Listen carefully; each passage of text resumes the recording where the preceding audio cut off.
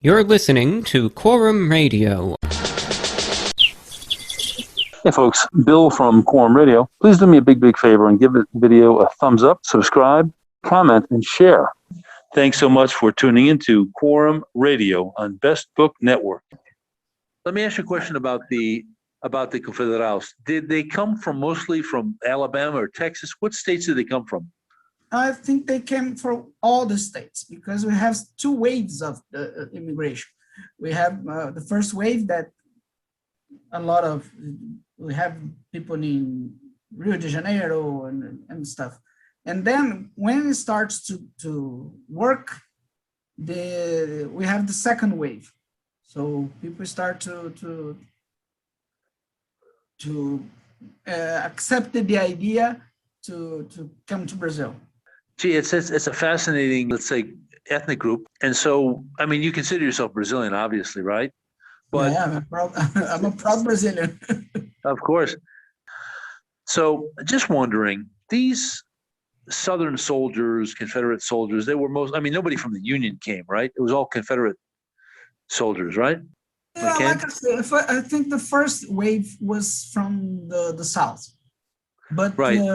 The second wave was already from every place in America. Because the office that the Emperor Dom Pedro created in U.S. was in New York.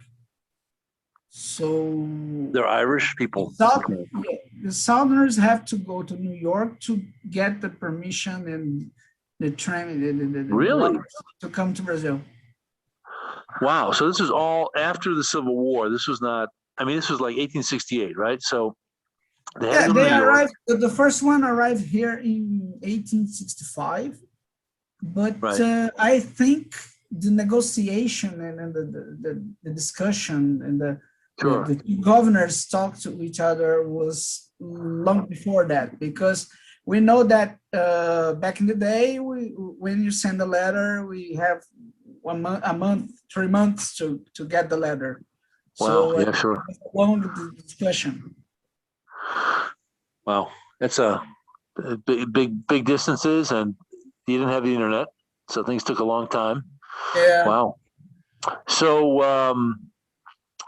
that was interesting. So now, did it happen that these American Confederate soldiers, did they serve the Brazilian emperor as soldiers, as generals, as colonels, as fighters? Did any of them go into the military?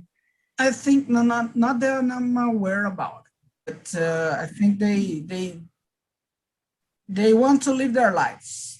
They want to just settle down. They saw enough war. Yeah, they were very grateful to the emperor. The Confederados really liked the emperor. It's not every Confederado that was happy about the republic.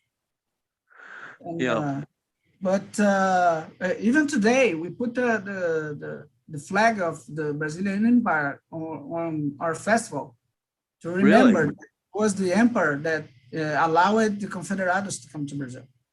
Well, you know what you have to do? I have to ask you a favor, Joao, Leopoldo. You have to send me, please, a lot of pictures from the festival. Yeah, we can find some pictures in the Facebook. We have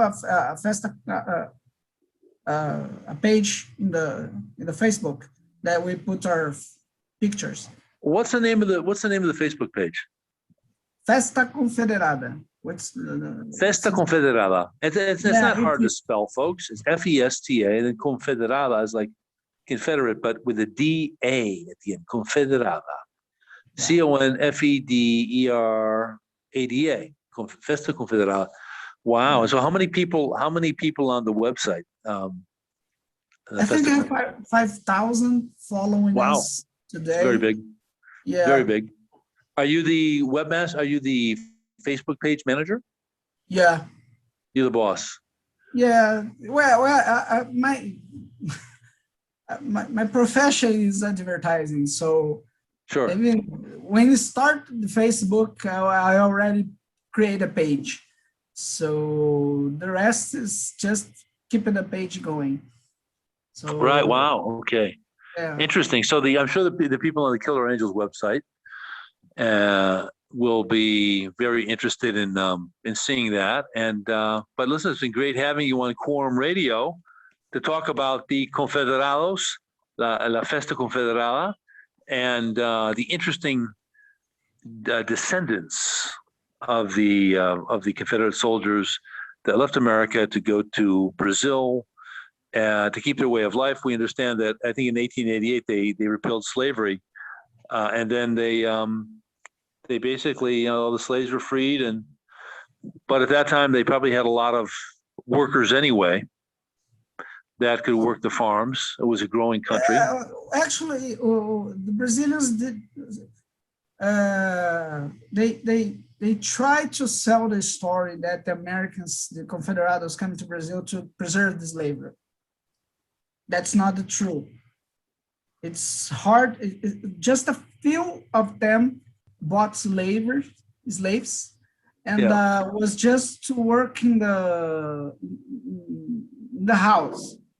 Right, servants. Men of, yes, to service, to do the service of the house, because they don't speak Portuguese, so they need someone by their side to speak Portuguese for them. So when the ones who have slaves, they teach slaves English, they teach slaves with their kids in the school. They help the slave they had to grow with them. We have histories of slaves that inherited the land. So after the master died, they keep the land because the master wanted. And we have my history that my ancestor married a black woman. Have a lot of kids, and we have a lot of histories like that. Sure, that's so that's basically the story of was that your great grandfather, or what was his? The one who came, was it Crisp? Who came from was from Texas or Alabama? Texas. So doing my research, I believe Crisp was Texas Ranger, but I have to be sure about that. We have to find that, look into that. So basically, Crisp came, marries a beautiful Brazilian negra, right? Yeah.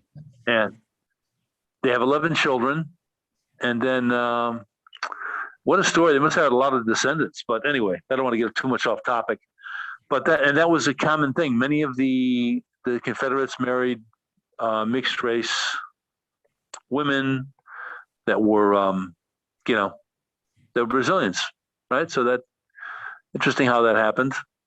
And they immediately and very, very soon their children were speaking Portuguese like you. So, well, that's great. They assimilated. So anyway, well, listen, I want to thank you, Joao Leopoldo Padoveze. How do you pronounce your last name? Padoveze or Padoveze? I speak Padoveze. Padoveze. Great. Fantastic. Well, Joao, great having you on Quorum Radio. Hope we can do it again, and hope we can get together and do lots of interesting things together and bring some real Southern music to your festival. Next, God willing, in April of 2022, we'll have a big festival and have some great Southern bands and, Wow. I miss the festivals. Wow, how I miss these festivals. I love everything about it. I love the preparation. I love the stress. I love the running and stuff. But it's great. It's great because I'm able to see everyone that I like having a good time. So that's great. Sounds like a lot of fun. That's a very Southern mentality. It's enjoying life, enjoying friends and family and acquaintances. That sounds like keeping with a great Southern tradition of hospitality and solidarity. So listen, again, thank you so much, Joao. Quorum Radio looks forward to talking to you again. You have a great day. Godspeed to you.